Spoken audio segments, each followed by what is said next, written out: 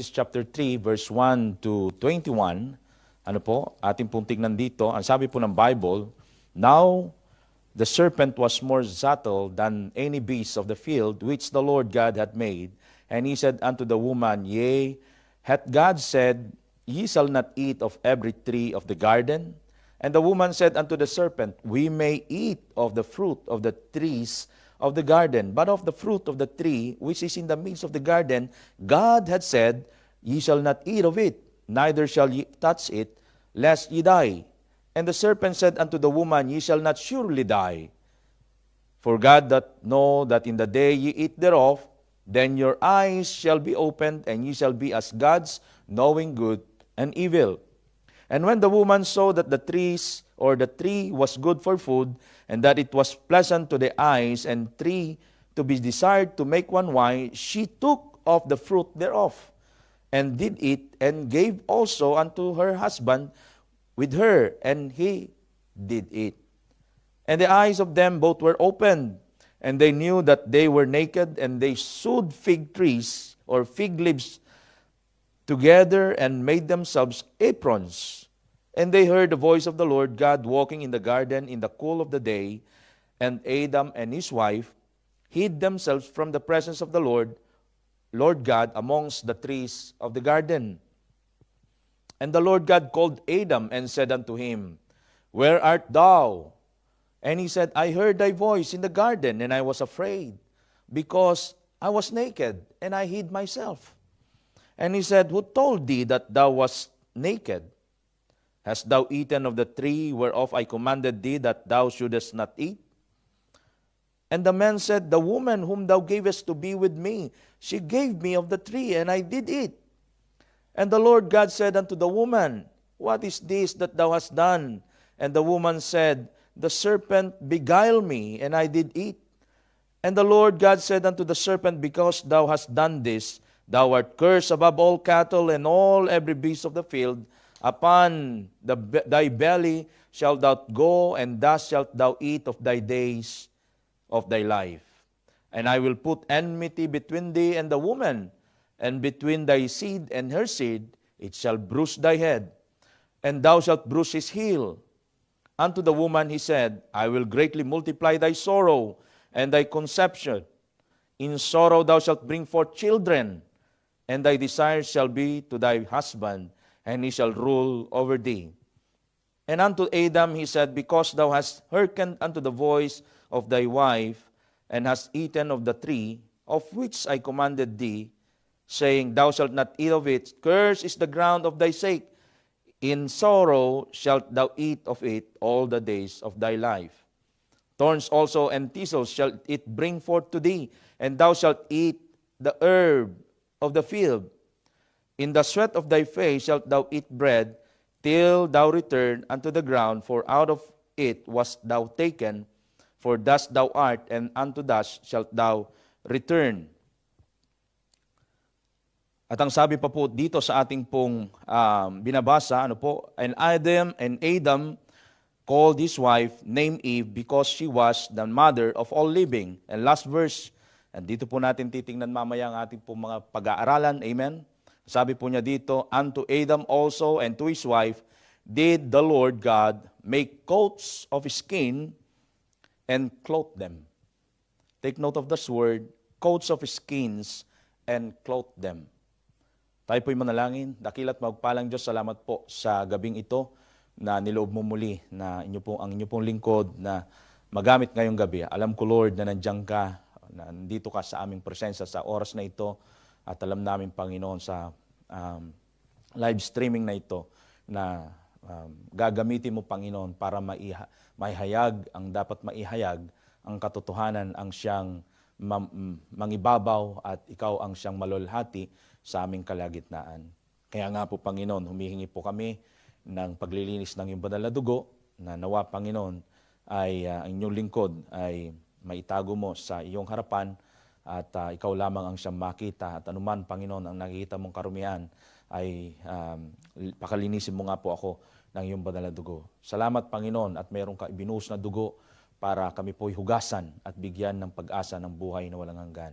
kundi dahil sa bagay na ito, Panginoon, na iyong ginawa ay wala kami sa harapan mo na pwede magpuri sa Espiritu at katotohanan. Kaya Panginoon, i-bless mo po ang gawaing ito, 10 ng aking mga kapatid sa media team and even this live streaming, Lord, ay protektahan mo ito, Panginoon, at nawa ang aming pong mga bisita ay hindi po magmaliw na samahan kami ng mga ilang sandali, Panginoon, para mapakinggan ang mensahe ngayong gabi at ikaw lamang ang siya nilang makita.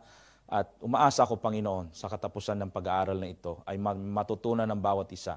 And at the same time, marami pong makakilala ng iyong kaligtasan na nagmumula po sa iyo.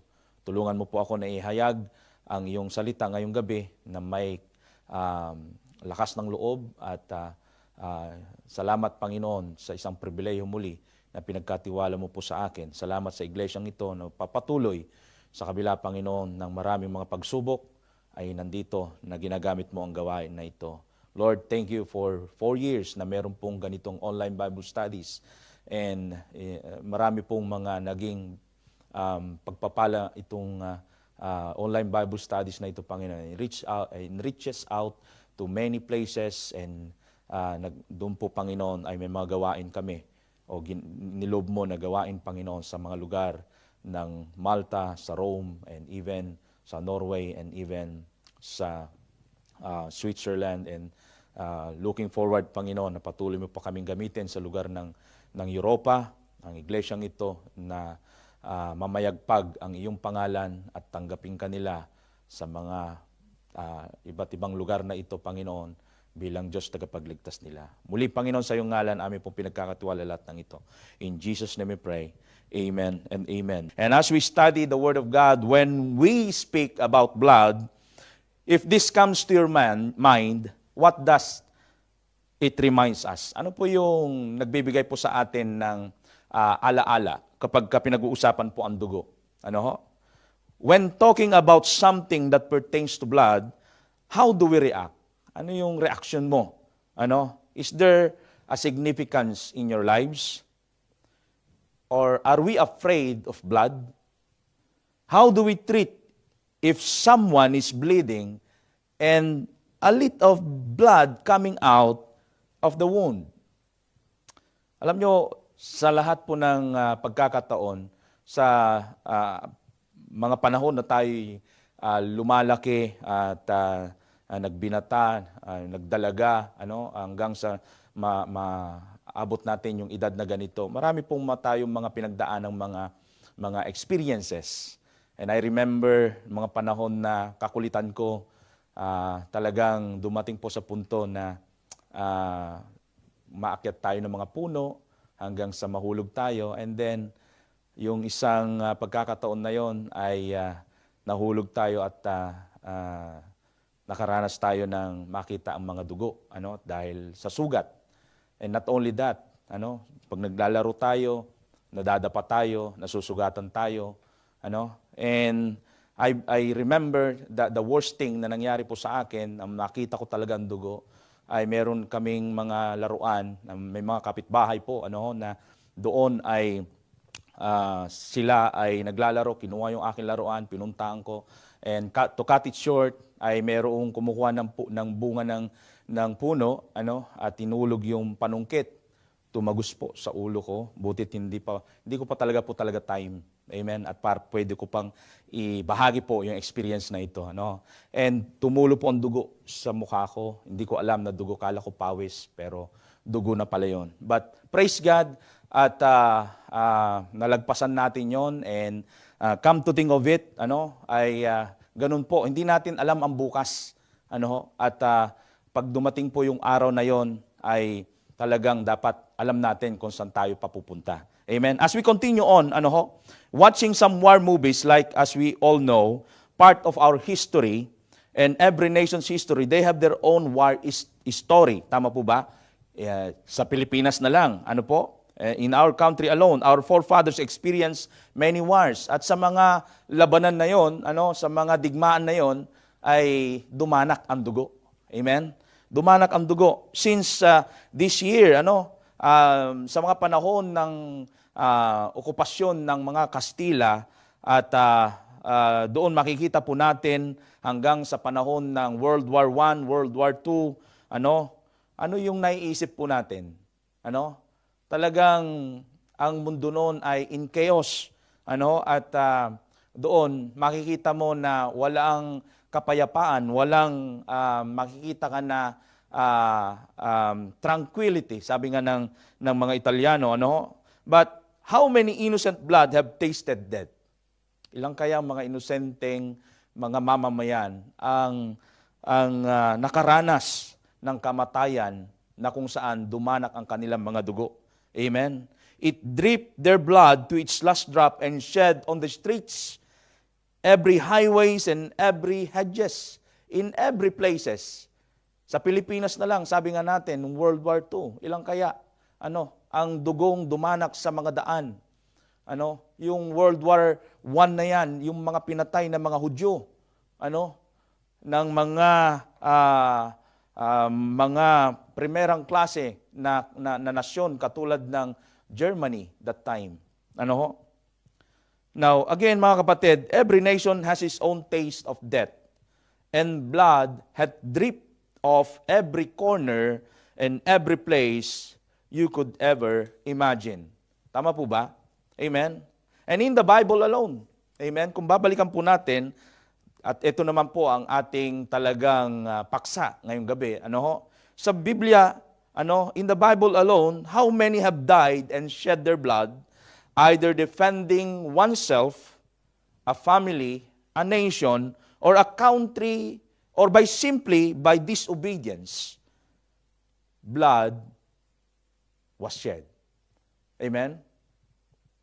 How about animals? Ilang kayang mga hayop ang naisakripisyo? Amen? How many blood can we ever imagine that was used for sacrifice? Amen? Marahil meron nang nabubuo sa ating mga kaisipan. And in King Solomon's time alone, how many blood of animals have been killed for sacrifice? Amen? In one day alone, when the temple was dedicated, it has, sa akin pong pagbabasa, it has 22,000 oxen and 122 sheep slaughtered. Amen? Pag sinabi mong mga pinagpapatay ito at inoffer, natural, dugo, dumanak. Amen? So, it knows that these things, that rivers of blood flowed that day. Now, in today's study po, ngayong gabi, we will be tackling about blood. Amen? The blood that changed. Amen? Why does that blood that change? And what does blood, Ano po yung dugo na pwedeng magawa ng dugo para sa atin? Amen? What could blood could change? Amen? Yun po yung ating paksa ngayong gabi. Amen? Now, as I've said, dito po natin nahalawin ang ating pag-aaral, the blood that changed, it changed because of a transformed life. Visible to someone who have tasted the goodness of grace of God, and upon it penetrates the heart of that man, it changed because there is power in the blood. Amen? Merong kapangyarihan ng dugo ng ating Panginoon, of which, dito po natin titignan, we can see and derive in this study that the significance of these three vital reasons why blood can change. Amen? Could blood really can change? Amen?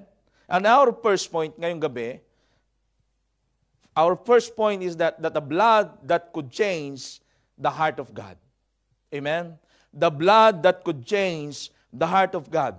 It was God, ang ating Panginoon, who first demonstrated the act of sacrifice. Amen? Through these animals, and it was His blood and death sacrifice made it possible for someone to be restored in fellowship with Him. Amen?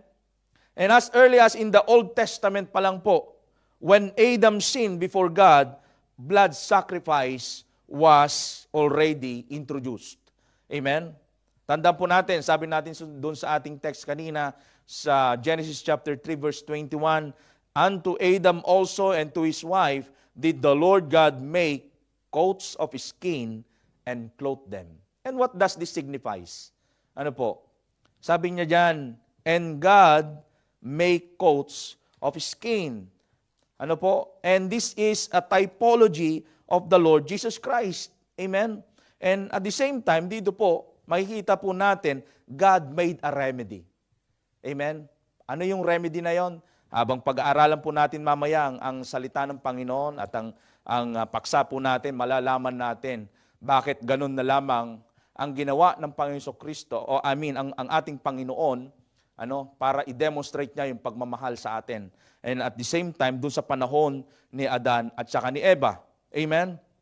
So, again mga kapatid, God introduced this kind of sacrifice. Amen? Through blood sacrifice. Now, we can see here that even in this time, they were forgiven because of the blood. Amen? Adam and Eve sinned before God, isn't it? Nagkasala po sila. Ating pong natunghayan kanina sa ating pong binasa, at kung ating lapong pong babalikan, sabi po niya doon, and when the woman saw that the tree was good for food, and that it was pleasant to the eyes, and a tree to be desired to make one wise, she took of the fruit thereof, and did eat, and gave also unto her husband with her, and he did eat. At dito po lamang, ay makikita na po natin na talagang sinaway nila ang kalooban ng Panginoon. Amen? Bagamat, sabi nga, ay nangyari, makikita natin yung permissive will ng ating Panginoon, but this is not the perfect will of God. Amen? But again, makikita po natin dito, it wasn't necessary that God made a move, kung tutuusin. Hindi naman niya dapat kailangan gawin ito. It's not necessarily na gawin niya, not that God made a move. He is an all-knowing God, isn't it? Alam niya ang lahat. Bago pa man nila gawin yon, alam na niya. But again, and He is also a powerful God. He knew from the fact na si Adam won't make it through to hide from Him. Amen? Bago pa man magtago si Adan, magtago sila ni Adan at saka ni Eva, amen, alam na ng Panginoon kung ano yung mangyayari. Amen? And actually, ang ating Panginoon, He is not obliged to help them to get through with it. But He must do something to restore His creation that it was then perfect without blemish. Kasi perfecto noon, bago pa nila gawin yung isang bagay na pagsaway nila Adan at saka ni Eva. Amen? Nung kainin nila yung forbidden food or forbidden tree or fruit. Amen? Na kung saan makikita natin dito na yung naging reaction ng ating Panginoon. He knew it will come. Amen? He knew it will come, but He is prepared for all the consequences. Ang ating Panginoon. Amen? His grace, you see, yung grace po niya must be bestowed, and that by doing so, He will reap then later on, all the praises and glory. Amen? So that's why sometimes, makikita mo sa buhay mo, hindi mo namamalayan, bakit nangyayari yung mga bagay na ito? So that's why I said a while ago, there is this permissive will na inaalaw ng Panginoon na makita mo yan o mapagdaanan mo yan para makita mo at the end of the day, makikita mo yung perfect will ng ating Panginoon sa ating buhay. Amen. So again, nasabi natin kanina, forgiven because of the blood. Amen. Sila ay napatawad dahil merong ginamit ang Panginoon na alay. Ginawa siya? He made something. This is a demonstration of His grace and love when He made that coat of His skin. At saan nanggaling yon? Amen? Yung coat of His skin na ito, hindi niya dinirekta na kung ano man itong coat of His skin na ito. But we do believe, as it's not given directly, but as we can see later on, there is this lamb sacrifice. May mga isinasakripisyong mga tupa, At ito, makikita natin na maaring ito ang ginamit ng Panginoon. Sinakripisyo niya ang isang hayop, para doon kuhanin niya yung kanilang mga skin, at tinalupan niya ito o kinatay niya ito, at para nang sa ganon yun ang pinangtakip niya kila Adan at saka kay Eva. Amen? So the coat of skin and clothed them. This symbolize of God's protection. Amen? And love and care and also restoration. Amen? Makikita po natin dito, He provides solution that man cannot do. Amen? Hindi niya na alam kung anong gagawin niya. But God provide. He provide. Kaya nga, He is the great provider. Amen? Ang ating Panginoon. So, we don't need to worry. Kailangan lang sundin natin madalas ang kalooban ng ating Panginoon. So, as we continue on obeying God, amen, as we do obeying, kaya sabi ng Bible, it's better to obey than sacrifice. Amen? Now, again, He provides solution that man cannot do. That is why we need to call on God always. Amen? He is our solution. Amen? Walang ibang solution. Hindi magkakaroon ng tamang solusyon sa mga problema na pinagdadaanan mo aside sa solusyon na pwedeng ibigay sa iyo ng Panginoon. Not only that, kaakibat ng solusyon na yon, yung restoration pagka nagkamali ka. Amen? Nakaakibat doon yung pagmamahal, yung pagkalinga ng ating Panginoon at yung kanyang proteksyon. Amen? And again, mga kapatid, He is our protection. As I've said, and that when God gone astray, that when we gone astray, He is there more than willing to restore. Amen? He is more than willing to restore. But take note, we need to see and understand if we have a right relationship with God. Amen? Kung may tama tayong relasyon sa Panginoon. Doon sa ginawa ni Adan at saka ni Eva, namulat sila sa katotohanan. Tama po ba? And nung mamulat sila sa katotohanan, did they realize that they have a right relationship with God? They don't have. Nalaman nila ito na wala silang tamang relasyon. Amen? That's why they hid themselves. Kaya kinakailangan ng Panginoon na siya mismo ang gumawa ng move para i-restore yung fellowship. When they have done this wrong, ay naputol po yung relasyon nilang maganda, yung kanilang tunguhan, yung kanilang magandang fellowship. That's why God made a move. Amen? And He restored by putting or giving them or by making coat of skin. Amen?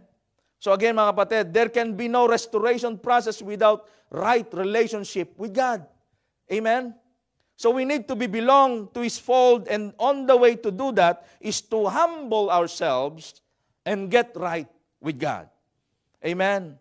In God's fold, we are protected. Tama po ba? He will bring hedges that will give us safety and security. Tignan mo yung pagmamahal ng ating Panginoon. This symbolizes that this coat of skin that clothed Adam and Eve. Amen. It symbolizes safety and security, protection. Amen. And hedges. Without Him, we are not protected. Tama po ba? Hindi tayo protektado kung wala ang Panginoon. Yung devourer, madalas yan, nandyan lang. Segundo lang, nandyan na. Mapagpabaya ka sa pananampalataya mo, mapagpabaya ka sa iyong pagtitiwala sa Panginoon, mapagpabaya ka sa iyong paglilingkod sa Panginoon. Ayan na, mayat maya, nandyan na ang devourer. Andyan na ang iyong kalaban para ikaw ay silain. Amen? So that's the reason why we need to always look ourselves in the fold of God. Amen? Because without Him, we are not protected from any circumstances and troubles and challenges of life. Amen? Satan really is just waiting to devour us. We know that he's there to seek and to destroy, isn't it? Amen? So not only that, the coat of skin and clothe them. The death of an animal. Bakit natin tinitingnan ito? Perhaps it is a sheep, sabi ko nga po kanina. It is a sheepskin, but it was not mentioned in the Bible. Okay? But what was transpired was that it was a coat of skin. And indeed, if it is come from animal skin, then blood gushed out from it. Amen? Ibig sabihin, talagang dumanak ang dugo doon. Amen? So, makikita rin po natin ito sa panahon na si Abel at si Cain. Tama po ba? Yung istorya mula sa Biblia na si Adan at saka si Cain, ano ho? That when they offered their offerings to the Lord, it was the first mention of offering and sacrifice to God. Amen? Now, si Abel,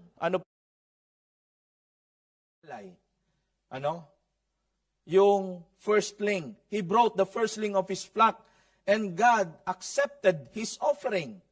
Amen?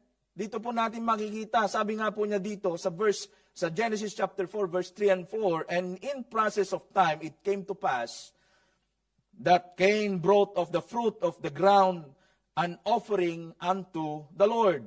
And Abel he also brought of the firstling of his flock of the fat thereof, and the Lord that respected unto Abel and to his offering, not unto Cain. Kaya nga, nagkaroon ng bangayan yung dalawa hanggang sa umabot ng kamatayan ni Abel. Amen? And you can see, dito po, dumanak na ang dugo. Amen? Kaya nga, napakahalaga na tingnan natin yung ating relasyon sa Panginoon. Amen? Now again, it's not only by yung pong bagay na pwede nating makita dito ay yung dugo ng hayop, bagkus ano ba yung pwedeng magawa nito? It cleansed because of the blood. Amen? It cleansed because of the blood. Amen? Na kung saan dito po ay makikita po natin what can wash our sin. Amen? Sabi nga nung awitin nothing but the blood. What can make me whole again? Nothing but the blood. What can make me as white as snow? Nothing but the blood. Amen? So again mga kapatid, dito pa lang pinapakita na dahil sa dugo, na binubuhos o ibinuhos, ay merong mga bagay na pwede nating makita na biyaya. Amen? Dahil may dugo na dumanak, ay merong biyaya na pinapamalas sa atin. Amen? Now, tayo hindi lamang sa tayo ay hinugasan, bagkus tayo ay tinubos dahil sa dugo. Amen? Redeemed because of His blood. Kaya nga sabi niya doon sa 1 Corinthians or sa Colossians 1:14, ang sabi po niya doon, in whom we have redemption through His blood, even the forgiveness of our sins. Doon sa Ephesians 1:7, hindi lamang po for the forgiveness of our sins. Sabi niya din po doon, in whom we have redemption, according to His riches of His grace. Amen? Sa pamamagitan din po ng kasaganaan ng kanyang biyaya. Amen? It was the love of God that by His blood, He redeemed us from the damnation of hell. Amen? Isn't it that it's so gracious enough na pasalamatan natin ang Panginoon na going back to our situation right now, kung titignan po natin ano yung ginawa ng Panginoon sa atin doon sa krus ng Kalbaryo. Amen? What could that blood can do to us? Is that blood can change something in us? I believe so. Amen. Ito yung totoo na ginawa ng ating Panginoon as we put our trust and faith on the Lord Jesus Christ, as we receive Him as our Lord and personal Savior. Doon magmamaterialize yung bisa ng dugo ng ating Panginoon. Amen. If you accepted Him as your Lord and personal Savior sa ating pong mga bisita, dapat nating maunawaan ang kahalagahan ng dugo na sinakripisyo ng ating Panginoon. As I've said a while ago, yung ginawa ng Panginoon, He make a coat of skin and clothe them. That symbolizes a typology of the Lord Jesus Christ. Kaya kung titignan po natin ngayon, ano yung ginawa ng ating Panginoon sa atin? Siya yung, He covered our sin with His blood. Amen? Amen po ba doon?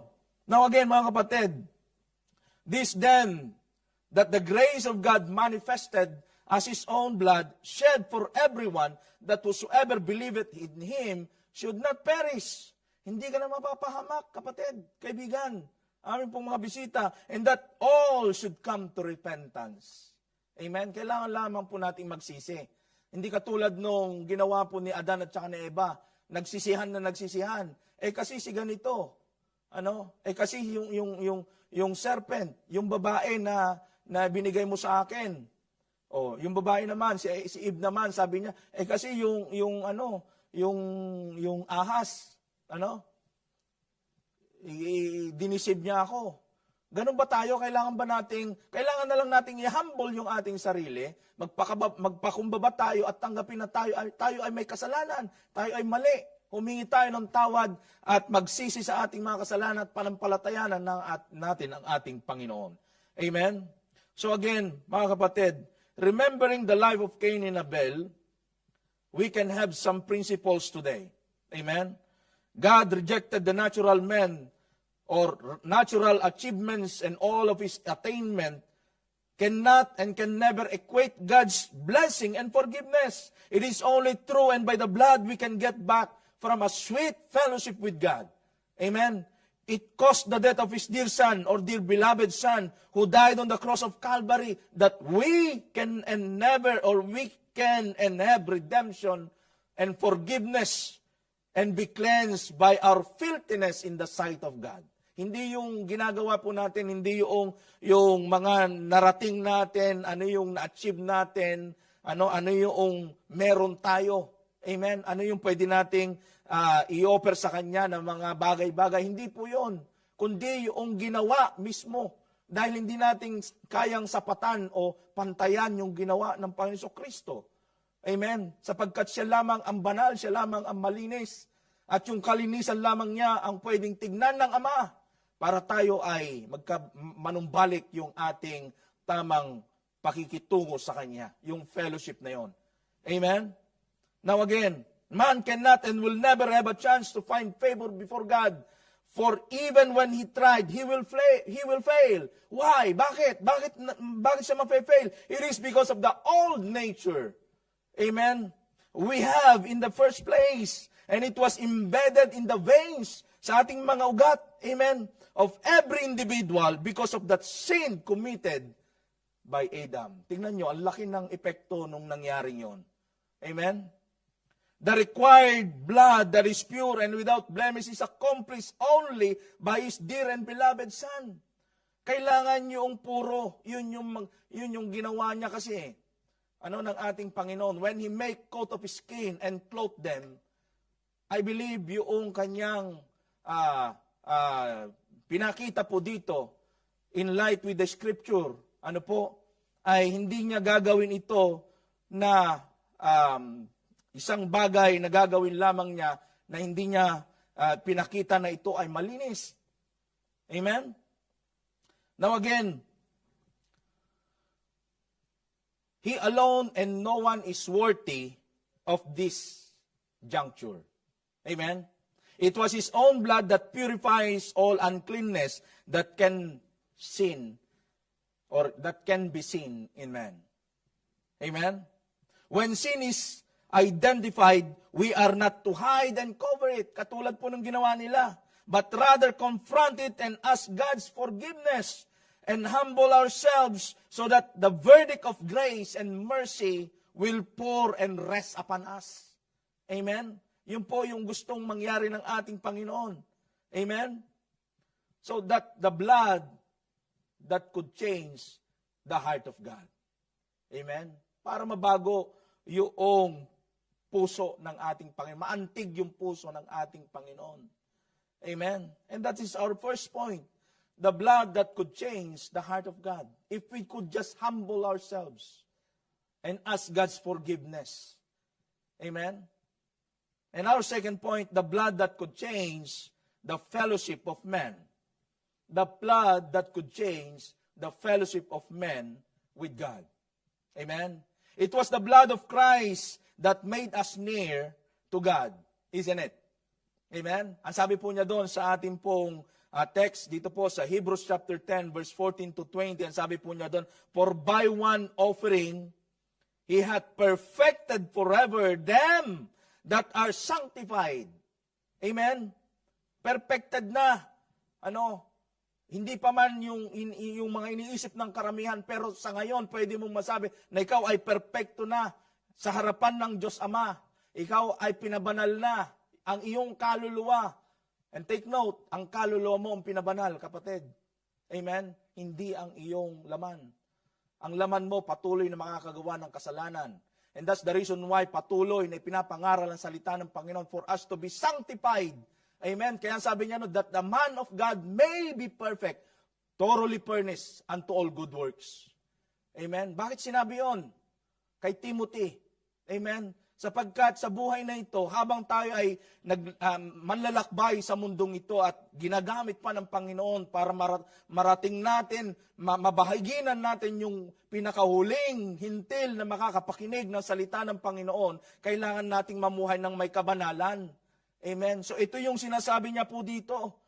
Amen? So, whereof of the Holy Ghost also is a witness to us. For after that he had said before, there is the covenant that I will make with them after those days, saith the Lord. I will put my laws into their hearts, and in their minds I'll write them. Kaya, alam ng Panginoon, through His Holy Spirit, pag ikaw ay nalaman mo na, o nakakilala ka na sa Panginoon, malalaman mo ito na gumagawa ka ba ng kalooban ng Diyos o hindi. May tama ka na bang relasyon sa Panginoon o hindi? He will inflict in us, sa ating puso, sa ating isipan, this is the right thing to do. Dahil kapag mali na tayo, nandun ang disiplina ng Panginoon.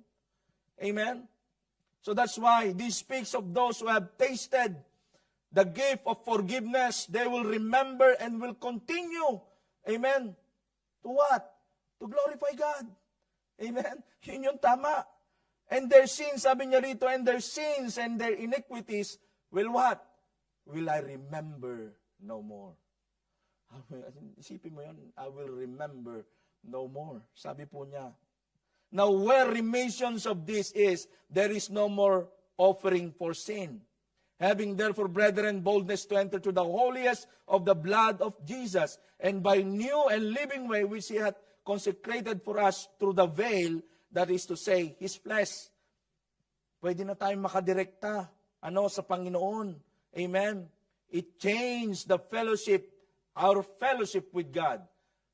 Kapag meron ka ng Kristo sa puso mo at tinanggap mo siya bilang Diyos tagapagligtas. At sa ating po mga bisita ngayong gabi, kung nakikinig po kayo, nandyan po kayo, dapat yung unawain itong pag-aaral na ito. It is not just to study the Word of God, but for you to realize na kailangan natin ang tagapagligtas. Kailangan natin ang dugo ng ating Panginoon. Amen? Na yung dugo niya ay magpapabago sa ating buhay. What blood could change? Amen? Ano yung dugo na ibibigay niya sa atin? Does it change your lives? Amen?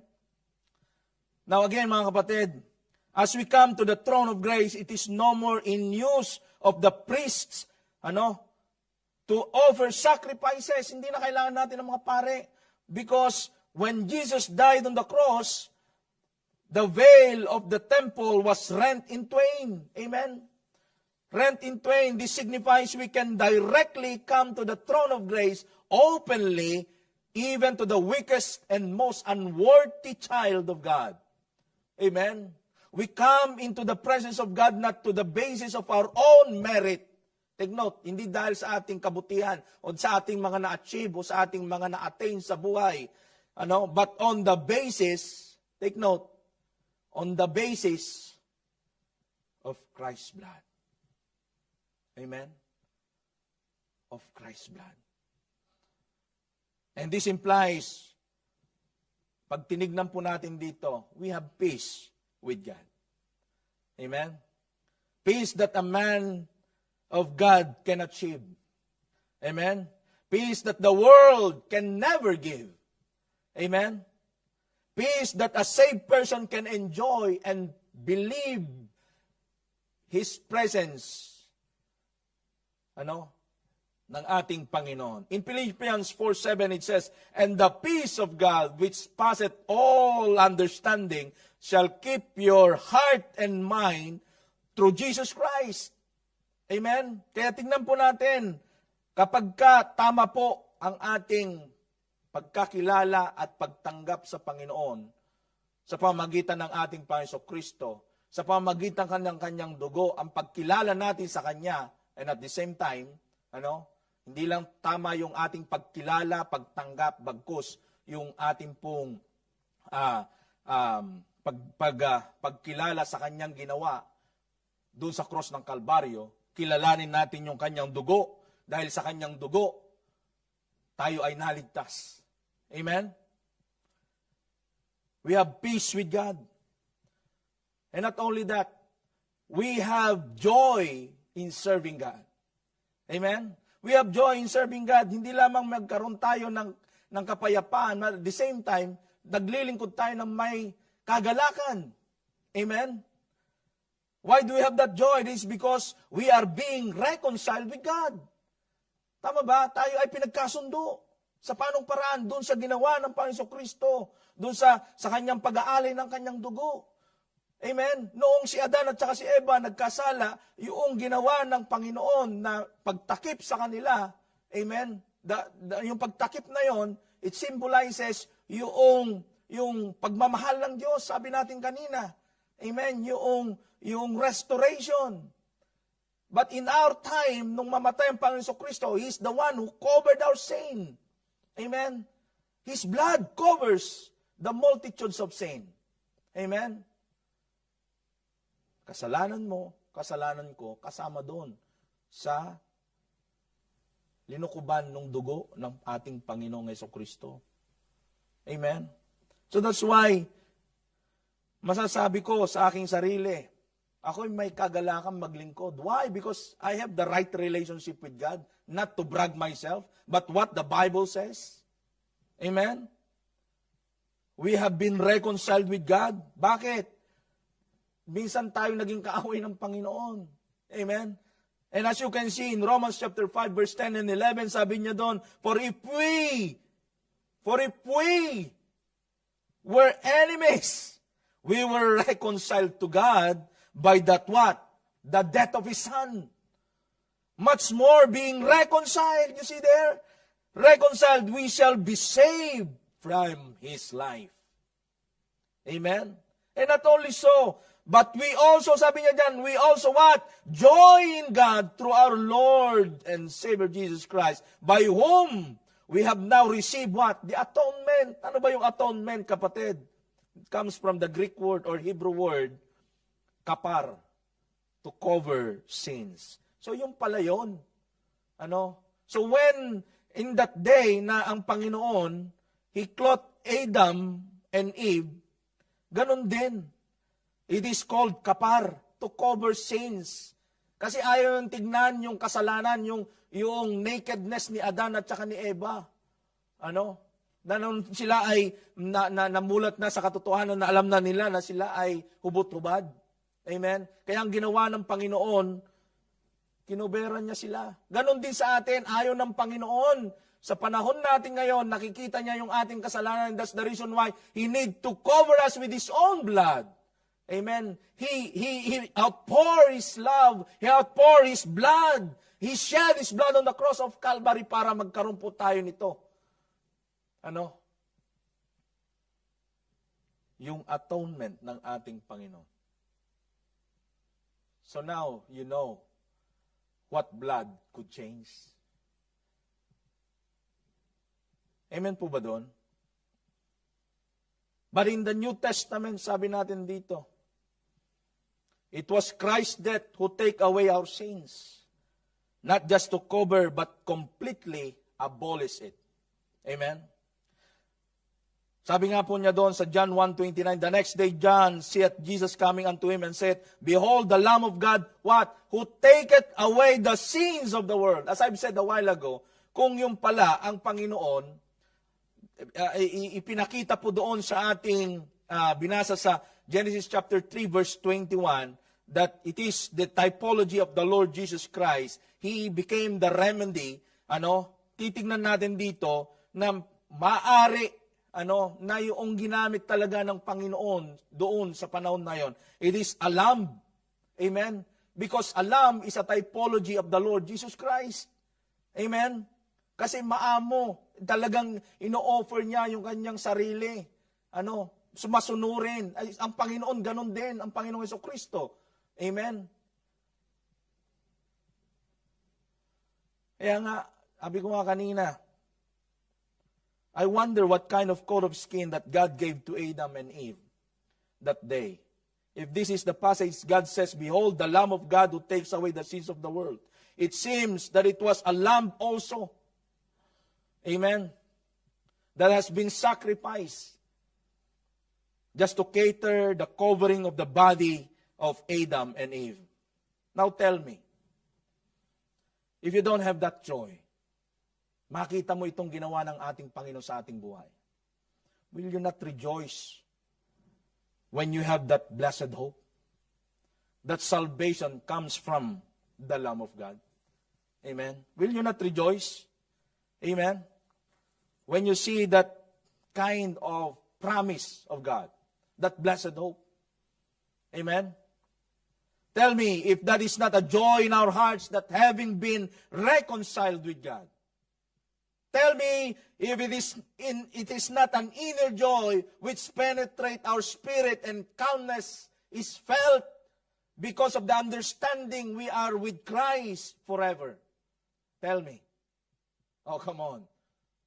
Kaibigan, kung hindi mo maramdaman ito, maaring kailangan mo ang kaligtasan talaga ng ating Panginoon. Amen? It is a joy in the hearts of all believers because of our situations which once, at one point in time, we are against God. Amen? We are against God and we are at war with God. But now, are saved, justified, and reconciled. Amen? Eh, sino bang hindi masasaya dyan, magsasaya dyan? Amen? Hindi ka ba magre-rejoice dyan? Amen? We have peace with God. Amen? We have joy in serving God. And we have the love of God. Amen? What blood could change? Anong nabago? Dahil sa dugo. I have now peace. I have now joy. I have also the love of God. Amen? Love covers the multitudes of sins. Sabi po ng ating text sa 2 Peter 4:8, "And above all things, have fervent charity among yourselves, for charity or love shall cover the multitudes of sins." There would be no other reasons that God won't share His blessings knowing who we are before. Tama po ba? In fact, we have been blessed by His precious blood. Regenerated. Amen. Redemption. Reconciliation is given and is bestowed upon us. Amen. He extended His love and He extended His hands toward us and that He became our justification before God. Before our Almighty God. Amen? Bakit? Ang sabi po niya doon sa Romans 5:1 and 2, "Therefore, being justified by faith." You see there, na-redeem tayo, na-reconciled tayo, na-justified pa tayo sa harapan ng Panginoon. For what? Because of the blood of the Lord Jesus Christ. Amen? Therefore, being justified by faith, we have peace with God. You see there? May kapayapaan ka sa Panginoon. Through what? Through our Lord and Savior Jesus Christ. By whom also we have access by faith. Meron ka ng access. Amen? Kaya nga, kung titignan lang natin yung ating bagay na nabanggit kanina sa ating pong second point, sabi po natin, the blood that could change the fellowship of men with God. Binago, nababago, at patuloy na kumikilos ang Panginoon sa pamamagitan ng kanyang dugo sa mga taong gustong tumanggap sa kanya, babaguhin sila ng kanyang dugo. Amen? Kaya nga mga kapatid, there is a reason to rejoice and have joy in our hearts. Amen? We became justified before the Father. Do we deserve it? No. No one deserves it. Amen? No one deserves it. This kind of justification of our God. Amen? But you need to think, kaibigan, minamahal po namin mga bisita, because of the love He had for us. He extended it. And through the things that the Lord Jesus Christ have done on the cross, though we, men and women, don't deserve this. Actually, we deserve to die. Amen? He took the blame on the cross. Amen? He took the blame and justified it before us. Amen?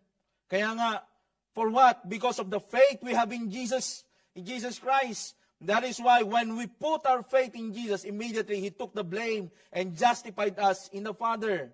Now, again, mga kapatid, mga minamahal, ating pong tignan. In the Old Testament, God is rejoicing how that man offered a sacrifice for their sins, but it is not what the perfect design. It is not the perfect design of God for man. It was His Son that should die on that cross. Amen. It is the Lord Jesus Christ offering His body, His precious blood to conquer the heart of God. Amen. His Son's death on the cross satisfied Him, the Father, and this is the only remedy for man to be reconciled with God.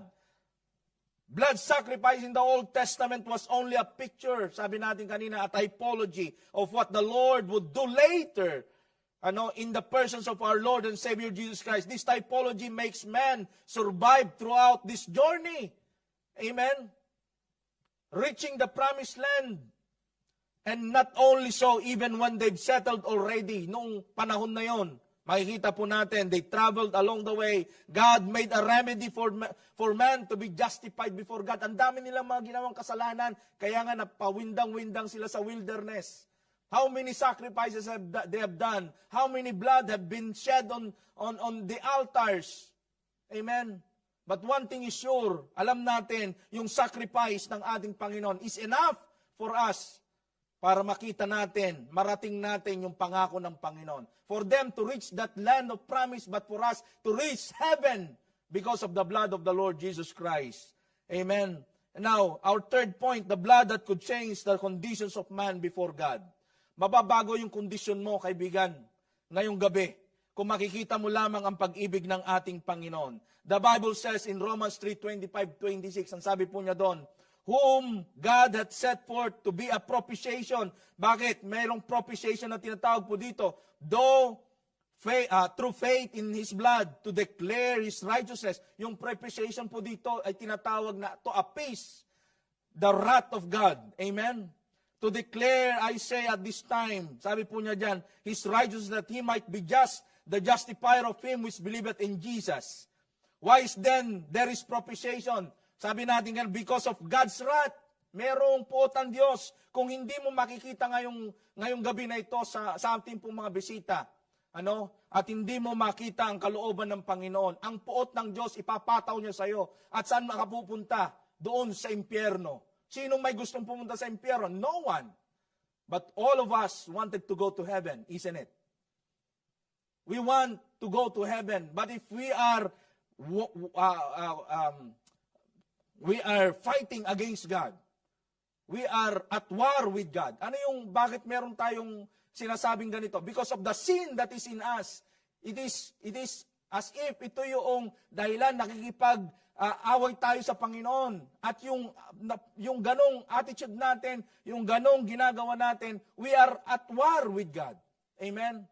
And for that, He will outpour His wrath upon us. Amen? Para ma-appease ang ating Panginoon, kinakailangan natin, what? Yung dugo ng ating Panginoon. To appease God's wrath. Amen? Kaya ngayong gabi, mga kaibigan, mga minamahal po namin mga bisita, sabi ng Ephesians 2:11-13, wherefore remember that ye being time past Gentiles in the flesh, who are called uncircumcision, by the which is called the circumcision is the flesh made by hands, that at this time you were without Christ, being aliens from the commonwealth of Israel and strangers from the covenant promise. But now is Christ Jesus, ye who sometimes were far off, are what? Are made nigh. Because of what? Because of the blood of Christ. We are made nigh because of the blood of our Lord and Savior Jesus Christ. Isn't it?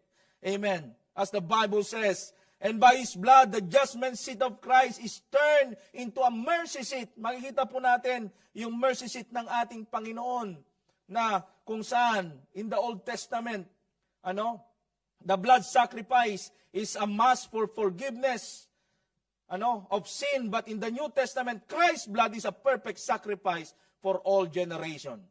Amen? Now, gusto ko pong makita nyo po dito. In the Old Testament, the blood of animals were sprinkled on the mercy seat.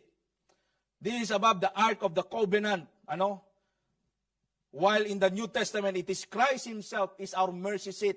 Amen? And He is our propitiation, sabi natin kanina. And the word propitiation in Greek word is hilasmos, which means to render favorable, to satisfy, to appease for our sin. It is Christ who appease, or He is our appeasement before God.